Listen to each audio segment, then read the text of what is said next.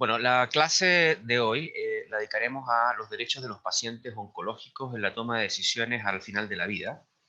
Quiero dedicar esta clase a Gordon, que nos ha dejado, y bueno, mis saludos a todos los miembros de la Fundación. En primer lugar, quisiera señalarle algunos de los contenidos que vamos a ver a lo largo de esta clase. En primer lugar, quiero hablarles sobre los derechos del paciente oncológico, pero en el contexto de la necesidad de humanizar la asistencia sanitaria y la relación entre equipo médico y paciente.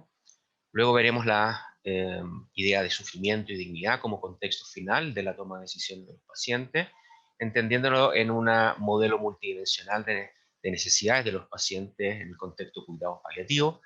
En tercer lugar, la importancia del respeto a la autonomía en las decisiones al final de la vida de los pacientes oncológicos y en relación a este tema, las voluntades anticipadas y también los planes anticipados de salud. En cuarto lugar, los conflictos éticos que se plantean en el paciente oncológico cuando es incluido en ensayos clínicos, en investigación biomédica.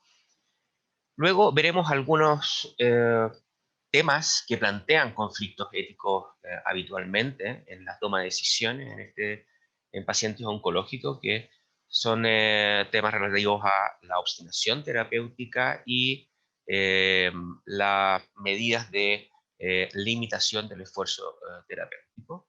Luego, relacionado con la limitación del esfuerzo terapéutico, las decisiones de retiro de alimentación e hidratación artificial, y luego las decisiones autónomas de los pacientes de rechazar tratamiento en etapas avanzadas. Y por último, dos prácticas que muchas veces se confunden con acciones y medidas médicas legítimas y correctas.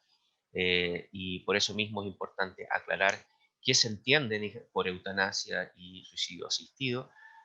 Hoy día bien sabemos que son prácticas que están siendo muy debatidas en muchas sociedades, digamos, muchas culturas, ¿no? Bueno, comencemos con el primer punto, hablando de los derechos del paciente oncológico al final de la vida. Y lo primero que quisiera decir es que no basta con hablar de derechos, ¿no? Los intereses, preferencias y valores de los pacientes solo pueden lograr vida en el diálogo que se mantienen, digamos, con los profesionales de salud, con los médicos, sus equipos y en un contexto de la institución de salud. Cuando hablamos de qué es lo mejor, qué es lo correcto en esta relación de confianza, de alianza terapéutica entre el equipo médico y el paciente, estamos buscando, al final de cuentas, un camino de orden ético, ¿no? Para respetar qué, ¿no es cierto?, la dignidad de una persona, ¿no? El reconocimiento de su derecho a la mejor calidad de vida posible. ¿Y cómo podemos orientarnos en este camino? Bueno, la bioética es una brújula que nos entrega principios y métodos para entender la mejor manera de tomar decisiones, de acompañar en la toma de decisiones, de informar adecuadamente y verazmente, y de dar los espacios reales de participación a los pacientes para sus decisiones sobre cómo vivir y morir. Ahora, si miramos las distintas formas de hablar de derechos de los pacientes en su etapa final de la vida, como vemos aquí en el listado de lado derecho, la pregunta que hay que formularse es cómo orientarnos para distinguir los distintos intereses en juego, para reconocer al final de cuentas en la toma de decisiones cuáles son las tensiones de valores y cómo tomar mejores decisiones. De este listado que vemos a la derecha, quisiera decir que hay muchas otras formas de expresar el reconocimiento de los derechos de los pacientes en estado terminal y el paciente oncológico. Lo importante de esta formulación es orientarnos con una brújula que nos entrega la bioética de principios mínimos que permiten ordenar de alguna manera estos derechos, ¿no? Como los vemos aquí, el enfermo terminal tiene derecho a vivir hasta su máximo potencial físico, emocional, espiritual, a vivir independiente y alerta, a tener alivio de su sufrimiento físico, a conocer o rehusar el conocimiento, todo lo concerniente a su enfermedad, a ser atendido por profesionales sensibles a sus necesidades y temores, a ser el eje principal de las decisiones que se tomen en la etapa final de la vida, a que no se le prolongue el sufrimiento innecesariamente, a hacer el mejor uso creativo posible de su tiempo, ya que las necesidades y temores de sus seres queridos también sean tomados en cuenta, ¿no? Y finalmente a morir con dignidad, de manera confortable y apacible, ¿no?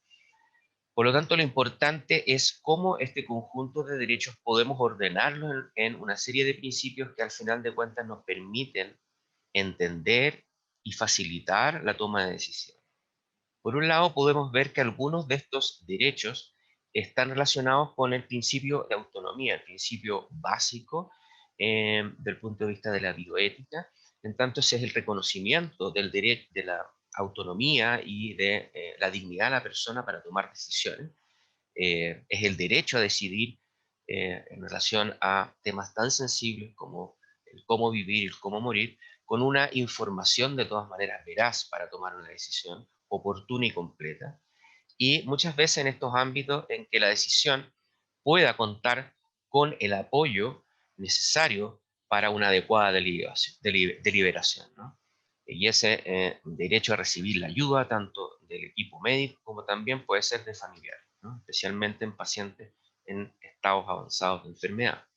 Por otro lado, hay un conjunto de derechos que se podrían agrupar dentro del principio de beneficencia, que es el derecho al alivio de los síntomas físicos y el derecho al control de otros síntomas como los psicológicos. Y por otro lado, también tenemos otro principio que agrupa derechos que ya habíamos leído en este listado, que es el principio de no maleficencia. Es el derecho a no quedar sujeto a la obstinación terapéutica de los médicos cuando se insiste en tratamientos que son inútiles, que aumentan la agonía, ¿no? Y por otro lado, que se respete la decisión propia del paciente o de los familiares, en el caso que sea incompetente el paciente, de rechazar estos tratamientos inútiles, ¿no? Incluyendo medidas de soporte ordinario como hidratación y alimentación artificial, como veremos posteriormente. Aunque el rechazo al tratamiento no debe influir de todas maneras en la calidad de los cuidados paliativos, pues forma parte de las preferencias del paciente respecto a su calidad de vida.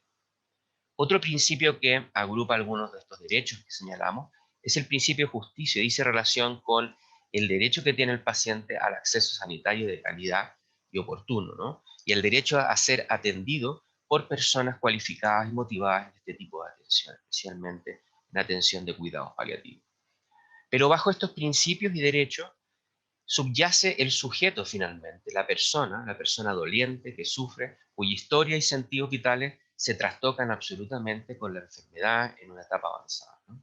Por lo tanto, hay que tener muy claro que el sentido último de una toma de decisiones sobre la base de estos principios y de estos derechos que están agrupados en estos principios es la deliberación, ¿no? El sentido último es tomar una correcta decisión sobre la base de una deliberación que permitirá, al final de cuentas, prevenir, eliminar o evitar, ¿no es cierto?, el dolor y disminuir el sufrimiento, que era uno de los objetivos horizontes más importantes desde el punto de vista ético cuando mirábamos la toma de decisiones éticas en estos contextos, ¿no?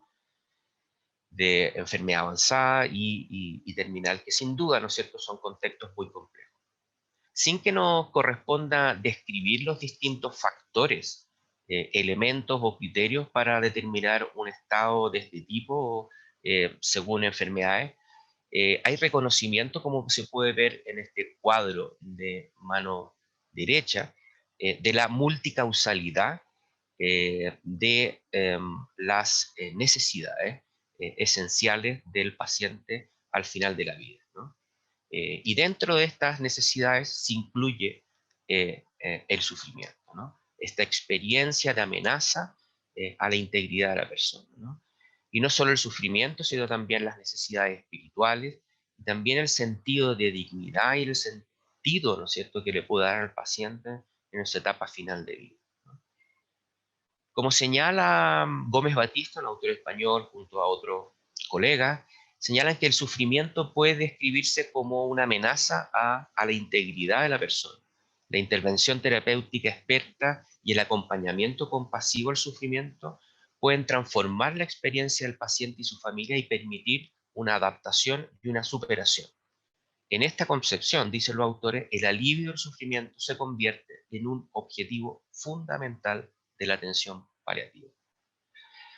Con este objetivo fundamental, estos mismos autores proponen, en virtud de la naturaleza multidimensional del problema del paciente oncológico en estado final de la vida, un modelo multidimensional, que es el que tenemos aquí a mano derecha, de necesidades para una intervención integral y sistemática, incluyendo ahí a la familia. Y aquí podemos ver, ¿no es cierto?, en el corazón, en el centro, a las pacientes y las familias como el núcleo, digamos, de consideración en la toma de decisiones, pero con sus propias características y su propia idoneidad, ¿no es cierto?, condiciones demográficas, culturales, los valores propios de las personas, las creencias, las preferencias, el entorno social, sociocultural, socioeconómico, ¿no? Y teniendo en cuenta ese núcleo de las personas, de alguna manera, que son afectadas finalmente por una toma de decisiones, que deben ser apoyadas para la mejor toma de decisión, tenemos que considerar varios puntos, ¿no? Aspectos que pueden ser más bien clínicos, de manejo de la enfermedad, aspectos físicos de cuidado, pero también las dimensiones psicológicas, las dimensiones sociales que muchas veces influyen respecto de cómo se quiere vivir el proceso de un buen morir, y los aspectos espirituales, que no necesariamente son bien considerados cuando solo se ocupan de apoyar al paciente de un punto de vista clínico. También es una necesidad, llamémoslo así, médica, el cubrir, digamos, o atender a estas necesidades. Y por último, las cuestiones prácticas y cuestiones relativas a cómo manejar los cuidados en los procesos ya de últimos días de un paciente, ¿no es cierto?, en estado terminal, ¿no? Y posteriormente el cuidado con la familia. No acaba, digamos, el cuidado del equipo médico con la muerte del paciente, la importancia también del cuidado posterior, en la medida posible. Y en la medida que exista una organización adecuada de cuidados paliativos, de prestar apoyo a la familia posteriormente de la muerte del paciente, ¿no? Por lo tanto, hay que entender las necesidades de un paciente oncológico al final de su vida en este contexto multidimensional, como nos ofrecen estos pacientes, ¿no? Como se señala también en otros documentos, como la Guía Ética de Cuidados Paliativos de la Sociedad Española de Cuidados Paliativos, el dolor que es físico puede ser aliviado, ¿no?, por analgésico, pero el sufrimiento no. Y el sufrimiento del paciente requiere otro tipo de abordaje, y por eso se entiende que los cuidados paliativos son multidisciplinares y incluyen la dimensión ética como un factor esencial en la toma de decisiones.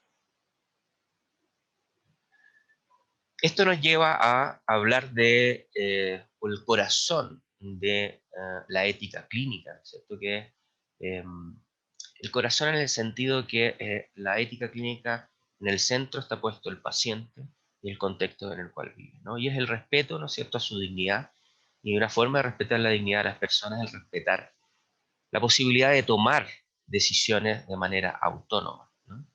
Eh, en el proceso final de vida, esta toma de decisiones se hace mucho más compleja, como vimos en el cuadro anterior, por los factores que influyen en esta toma de decisiones. El contexto y la incertidumbre en la atención de un paciente oncológico, ¿no? Por un lado, ¿no es cierto?, la incertidumbre se podría expresar en términos del conocimiento médico, que puede ser obtenido por la investigación, es decir, a través de la medicina basada en la evidencia y los ensayos clínicos oncológicos, que son una forma, sin duda, de reducir la brecha de la incertidumbre, pero es solo una forma de reducirlo desde el punto de vista del conocimiento científico y la forma como la evidencia nos dice cómo poder tratar una enfermedad.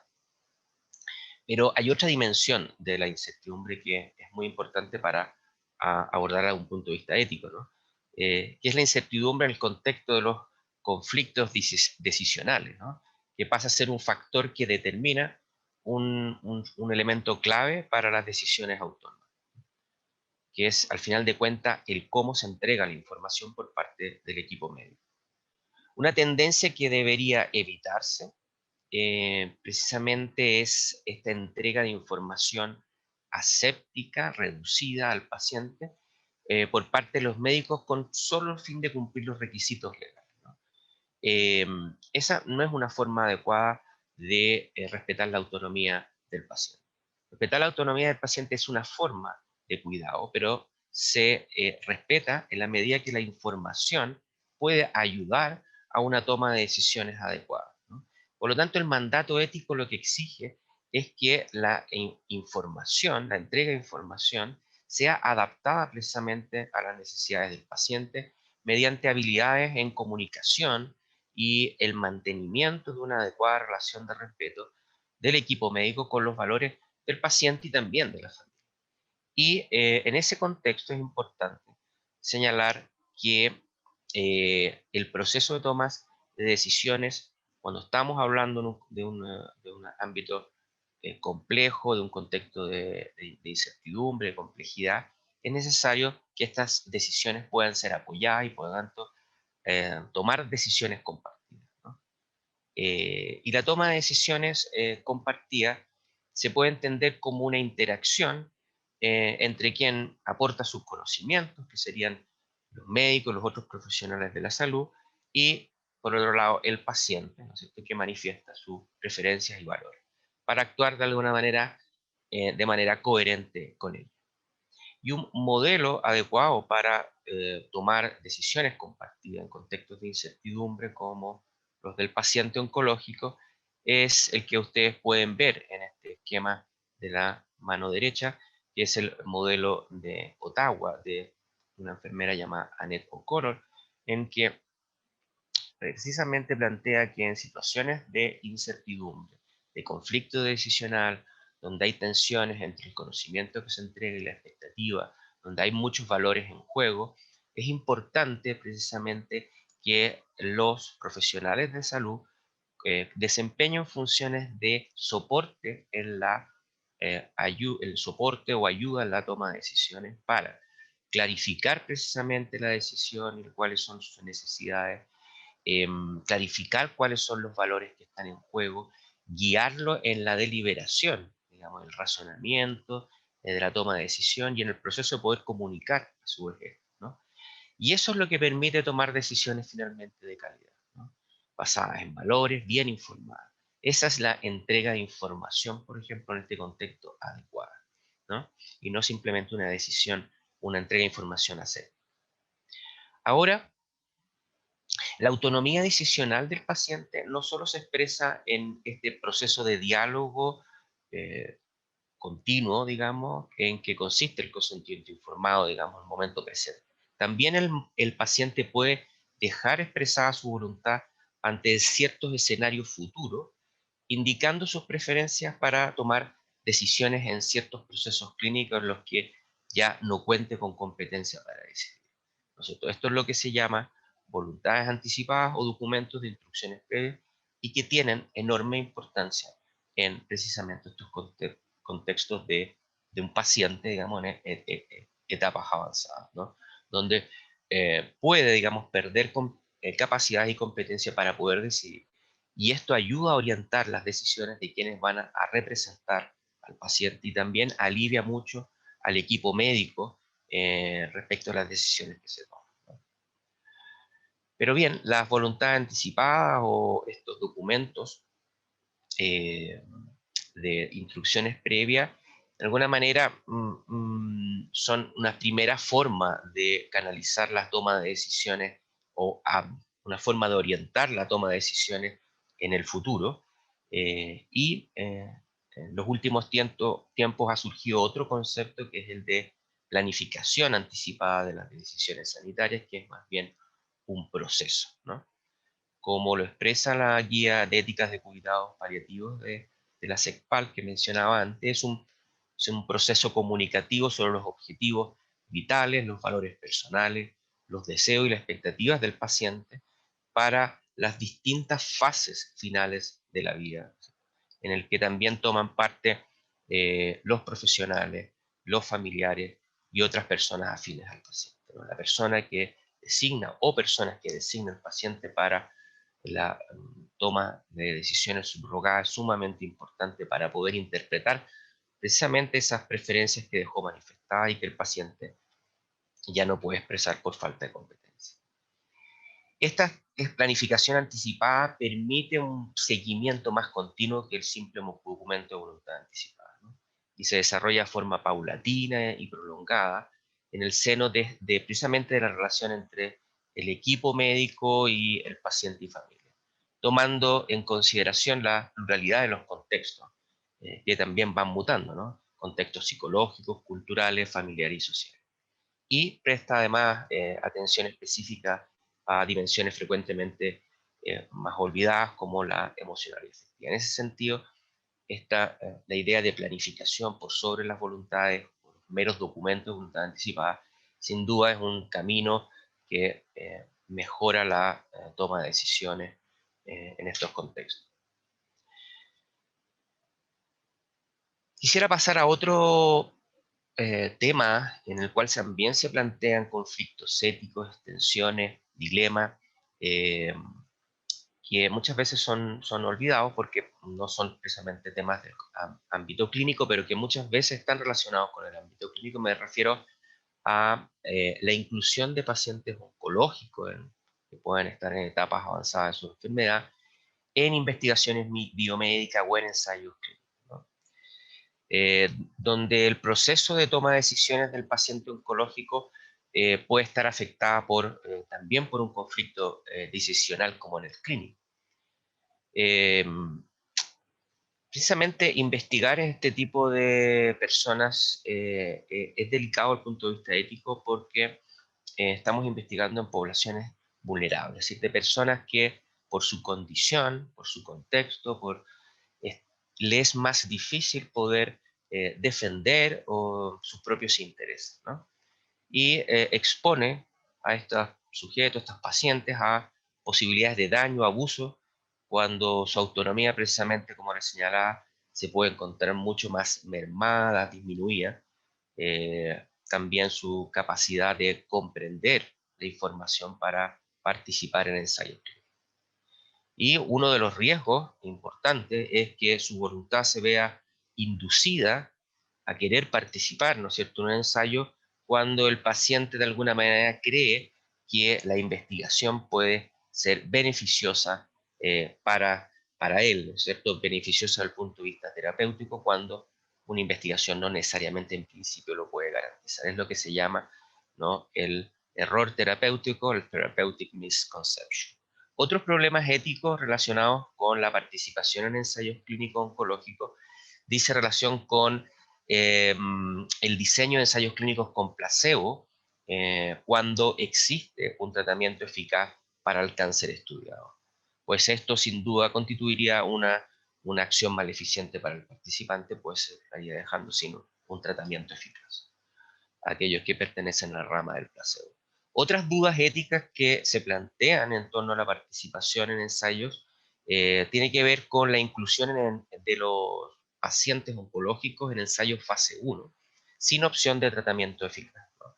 Porque la pregunta que surge en este punto es que si el altruismo, la voluntad del paciente de participar podría justificar una inclusión, digamos, de esta manera en aras de un bien superior como el bien social, teniendo en cuenta que la relación riesgo-beneficio para esa persona es negativa.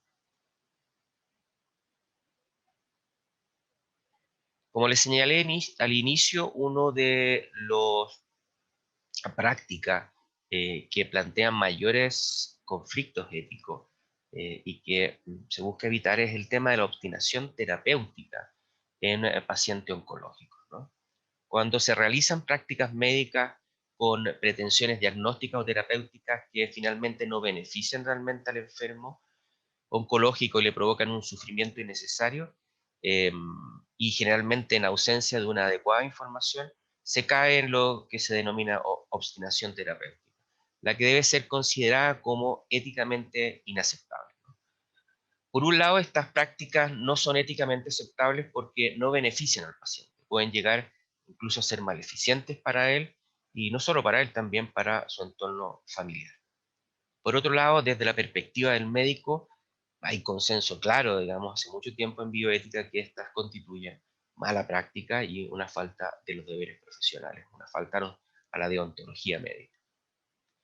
Por lo tanto, hay que evitar dichas prácticas frente a un contexto cultural que muchas veces tiende a esta obsesión curativa, ¿no? De no aceptar la muerte, y que puede llevar no solo a los profesionales de la salud, que movidos por intereses distintos del interés del paciente, y también a la familia a persistir en tratamientos que no están indicados, que son inútiles, ¿no? Y que prolongan la agonía del paciente o el sufrimiento. Una forma de enfrentar esta situación, sin duda, es la cultura de los cuidados paliativos. Digo cultura, pero es un sentido más amplio, lo que requiere no solo de formación de profesionales de salud, sino también del diseño e implementación organizacional en las instituciones de salud de los cuidados paliativos. Y indico aquí también en el título que hay un correlato positivo de la obstinación, que es la limitación del esfuerzo terapéutico, una acción correcta, ¿no? Que, como lo señala que esta guía ya citada de cuidados paliativos, se entienden como estrategias que apuntan a aceptar la irreversibilidad de una enfermedad en la proximidad de la muerte y la conveniencia, por lo tanto, de abandonar las terapéuticas que mantienen artificialmente la vida, conservando únicamente vigentes las de tipo paliativo. Y estas estrategias pueden consistir en ya sea la no iniciación o la retirada de tratamientos de soporte vital que, eh, cuyo objetivo es no prolongar finalmente inútilmente la agonía con tratamientos invasivos. En este contexto, desde el punto de vista ético, hay que tener muy claro que el no tratar o el retirar una medida son equivalentes de un punto de vista ético, aunque muchas veces emocionalmente para un equipo médico la retirada de medidas de soporte vital son más difíciles. Sin duda existe consenso en la bioética de que todas estas medidas son correctas, ¿no? Y para precisar aún más lo que significa la evaluación ética de la limitación del esfuerzo terapéutico, se puede señalar aquello que indican el Manual de Cuidados Paliativos para Enfermos Oncológicos y No Oncológicos de Galindo y Hernández, que la limitación de esfuerzo terapéutico deja que la naturaleza, a final de cuentas, siga su curso, sin modificar el evento final, que ocurrirá irremediablemente. Ellos dicen que se juzga la intencionalidad, no los resultados que ocurren por la misma naturaleza de la enfermedad, y tampoco se intenta acelerar el proceso. Esta es la diferencia entre la limitación de esfuerzo terapéutico, que no intenta prolongar la vida, y otras prácticas como veremos, la eutanasia, que es acelerar o provocar, más bien, provocar directamente el proceso de morir. Es muy importante tener en claro estas distinciones porque muchas veces se confunden, digamos, y se utilizan conceptos equivocados, ¿no? Ahora, un tema muy sensible ligado a las decisiones de retiro de medidas de soporte vital es el de la alimentación y hidratación artificial del paciente, ¿no? Se ha discutido si son medidas de cuidado ordinario o tratamiento médico, ¿no? Y fue discutido precisamente décadas atrás si estas medidas, de alguna manera, eh, se entienden como medidas que deben ser sostenidas siempre, las medidas que son cuidado ordinario, o son un tipo de tratamiento o intervención médica que debe estar sujeto a criterios de evaluación como cualquier tratamiento médico. En general, la oposición a pensar que son un tratamiento médico, que si no está bien indicado puede generar un daño al paciente y ningún beneficio, es más bien de orden cultural y emocional, ¿no? Esto es la idea de no dejar de alimentar y hidratar a un moribundo. Y no depende de una decisión finalmente éticamente bien fundada. En efecto, la sonda nasogástrica puede producir complicaciones a la sonda parenteral, complicaciones con dolor y en etapas muy avanzadas del enfermo terminal, no existiendo sensación de hambre ni sed, también otras complicaciones mucho mayores que no mejoran la calidad de vida y la supervivencia. Por lo tanto, es una intervención médica que debe ser evaluada respecto de su beneficio y es un tratamiento que puede ser rechazado por los representantes del paciente cuando es bien informado por los médicos respecto de esta situación. Como indica el manual antes citado, es una obligación ética que el uso de todas las medidas de alimentación e hidratación artificial se ajusten a las condiciones correctas establecidas por la evidencia científica. La obligación del médico es informar a la unidad paciente-familia sobre la evidencia publicada para ayudarles a tomar la mejor decisión posible según el caso. Si finalmente la decisión entra en conflicto con las convicciones del facultativo responsable, ahí se puede solicitar una consulta al Comité Ético Asistencial del Centro de Referencia. Así como señalábamos que la limitación del esfuerzo terapéutico es una estrategia de decisiones que recae en los profesionales de la salud, el rechazo de tratamiento es parte del ejercicio de autonomía del paciente, también en estos contextos en etapa final de vida, ¿no? Y no hay dudas que si no hay dudas de alguna manera sobre la competencia del paciente para tomar una decisión que puede llegar incluso a conducir a su muerte, esta decisión, en virtud, ¿no es cierto?, del respeto a la dignidad de la persona, debe ser respetada. Así, los profesionales no deben iniciar una medida que es rechazada por un paciente competente, o más bien deben retirar una medida que ya ha sido iniciada cuando el paciente así lo determina. Tal como se ha señalado, por ejemplo, por la declaración de eutanasia de la Sociedad Española de Cuidados Paliativos con el fin de clarificar conceptos, que las personas con una enfermedad grave, probablemente irreversible o de muy difícil curación, pueden optar por los tratamientos que en su medio se consideren proporcionados, pudiendo rechazar responsablemente medios excepcionales, desproporcionados o alternativas terapéuticas con probabilidades de éxito dudosas. Y esto no debe ser entendido como una práctica, por ejemplo, de suicidio o asistido de ninguna manera. Es una práctica ética en la medida que un paciente competente está rechazando un tratamiento que no es útil. Por último, y habíamos ya anticipado la importancia de distinguir el rechazo de tratamiento y la limitación de esfuerzo terapéutica de lo que se entiende por eutanasia y suicidio asistido. Vamos a ahondar aún más respecto a este tema porque se producen muchas confusiones. Es importante aclarar y precisar qué significa y cuál es el debate de la legitimidad hoy en día de las acciones que también requieren plena conciencia y voluntad del paciente, ¿no? Y que se conocen como eutanasia y suicidio asistido, y que en algunos países, pocos países, ha sido despenalizado y se autorizan bajo ciertos requisitos, ¿no? Y sin duda también hoy en día está siendo discutida en muchas sociedades. Por eutanasia hay que entender que es la acción que es realizada por otra persona a petición expresa y reiterada del enfermo plenamente consciente, competente, que sufre una enfermedad incurable que le produce un sufrimiento que considera inaceptable, con el objetivo de causarle directamente la muerte de una manera rápida e indolora, ¿no? En países como Holanda o Bélgica, donde esta práctica se encuentra despenalizada, la realiza un médico y se entiende como eutanasia asistida, digamos, médicamente, ¿no?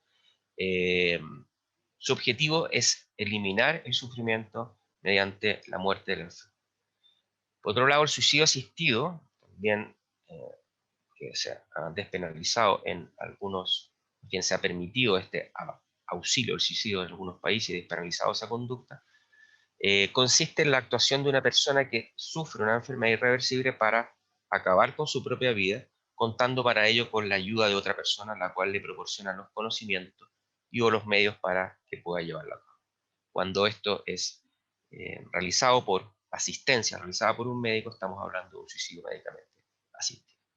Sin entrar en este debate socialmente muy complejo y muy vivo en muchas sociedades actualmente, es importante señalar que no corresponde utilizar estos términos y conceptos cuando nos referimos a acciones en las que existe consenso de que es una buena praxis médica y que tampoco reúnen las condiciones de las prácticas antes mencionadas de suicidio asistido y eutanasia. Y me refiero a no confundirla con sedación paliativa y sedación terminal. Ya dejamos en claro que no había que confundir la limitación del esfuerzo terapéutico y el rechazo al tratamiento de acciones, digamos, tratamientos inútiles con los términos relativos a la eutanasia y a suicidio asistido. Pero tampoco podemos confundirlo con la práctica de la sedación paliativa y la sedación terminal. La Sociedad Española de Cuidados Paliativos ha definido la sedación paliativa como la administración deliberada de fármacos en las dosis y combinaciones requeridas para reducir la conciencia de un paciente con una enfermedad avanzada o terminal, tanto como sea preciso para aliviar adecuadamente uno o más síntomas refractarios y con su consentimiento explícito, eh, implícito o a través de la subrogación. Y por subsedación terminal entiende la administración deliberada de fármacos para lograr el alivio, que es inalcanzable con otras medidas, de un sufrimiento físico y o psicológico mediante la disminución suficientemente profunda y previsiblemente irreversible de la conciencia en un paciente cuya muerte se prevé muy próxima y con su consentimiento explícito o subrogado. Sin embargo, la sedación no puede confundirse con la eutanasia. Debe distinguirse claramente desde un punto de vista ético de la eutanasia, en al menos 3 puntos. Primero, en la intencionalidad. El médico que prescribe fármacos sedantes lo aplica con la intención de aliviar el sufrimiento del paciente frente a síntomas determinados. Están, digamos, siendo una sedación paliativa o terminal, digamos, con ese objetivo, con esa intencionalidad. En cambio, en la eutanasia la intencionalidad distinta es provocar directamente la muerte del paciente y ¿no es cierto?, aliviar precisamente el dolor y el sufrimiento. Segundo, en el proceso, ambos procedimientos sin duda requieren tipo grado de consentimiento directo del paciente o subrogado.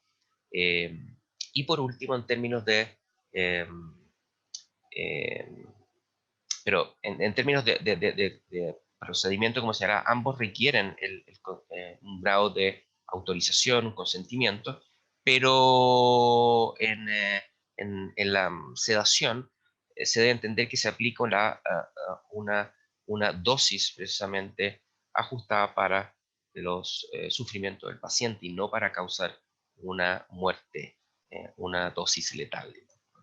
Y por último, del punto de vista del resultado, se diferencian porque el parámetro de respuesta, o más bien de éxito en la sedación, es el alivio del sufrimiento, lo cual debe y puede contrastarse mediante un sistema evaluativo. En cambio, en la eutanasia lo que se persigue y el parámetro de éxito precisamente es causar con el fármaco la muerte directa del paciente. Por lo tanto, hay que dejar muy en clara la distinción entre la sedación en cuidados paliativos, en sedaciones terminales, y la práctica o el acto de la eutanasia, ¿no? Confusión bastante habitual, digamos, en la sociedad. Con esto quisiera ya terminar y dar algunas ideas de cierre y de conclusión en torno a la toma de decisiones de los pacientes oncológicos al final de la vida, indicando que estas decisiones deben estar orientadas siempre con esa mirada a proteger, cautelar los bienes básicos fundamentales del paciente, ¿no? Que es mejorar su calidad de vida, estos bienes básicos que no podemos perder de vista. Y los podemos entender como, por un lado, el alivio del dolor y otros síntomas, tomando en cuenta las preferencias del paciente, respetando sus deliberación y toma de decisiones, y teniendo en cuenta las circunstancias del paciente, por lo tanto, teniendo en cuenta este modelo multidimensional que yo les antes mencionaba, ¿no? Segundo lugar, reducir de manera integral la experiencia de amenaza que siente el paciente a su integridad física, psíquica y emocional, lo que constituye la experiencia de sufrimiento. Es decir, es una necesidad más de salud del paciente, el ser entendido, ¿no es cierto?, en esta dimensión del sufrimiento, y también la dimensión espiritual y el respeto al cómo querer, digamos, vivir y el proceso del morir, ¿no?, en sus últimos días. Y en tercer lugar, permitir que el paciente pueda interactuar en su entorno y darle sentido a su última etapa de vida con sus seres queridos, ¿no? En un apoyo espiritual y apoyo psicológico adecuado, ¿no? Y por último, dar la adecuada confianza al paciente de que no se prolongará innecesariamente su proceso de morir, que no estará, ¿no es cierto?, sujeto al riesgo, ¿no?, de una obstinación terapéutica y a un prolongamiento innecesario de la agonía. Con esto concluyo. Muchas gracias. Hasta la próxima.